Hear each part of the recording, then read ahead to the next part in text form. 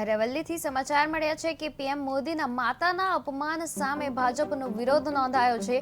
ત્યારે મેઘરજ ખાતે પણ મહિલાઓ સહિત કાર્યકરોનો વિરોધ નોંધાયો છે।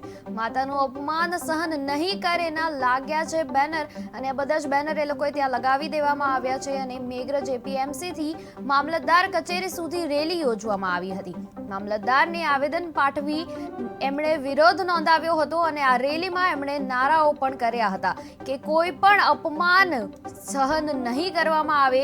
અને આ મહત્વના સમાચાર અરવલ્લીથી મળ્યા છે, જ્યાં આ રેલી કાઢવામાં આવી હતી અને જે વિરોધ નોંધવામાં આવ્યો હતો કે માતા માટે કોઈ પણ અપમાન ભાજપ નહીં સહે, એવા નારાઓ પણ એમણે લગાવ્યા હતા। બધી જ જગ્યાએ બેનર્સ પણ લગાવવામાં આવ્યા હતા, જેમ તમે સ્ક્રીન પર જોઈ રહ્યા છો એમ એમણે ત્યાં કચેરીએ જઈને આવેદનપત્ર પણ પાઠવ્યું હતું। અમે પ્રશ્ન કરીએ છીએ આવા શબ્દો વાપરવાની ક્યાં જરૂર પડી હતી, અને ભારતીય જનતા પાર્ટીના સમગ્ર મંડળ અને મહિલા મોરચો અહીંયા એ વાતને ખૂબ દુઃખ સાથે વખોડી કાઢે છે। વંદે માતરમ, ભારત માતા કી જય। નમસ્કાર।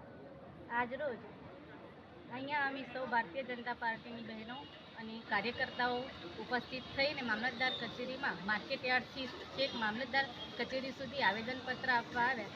તમે સૌ જાણો છો તે રીતે બિહાર મોદી સાહેબના માતૃ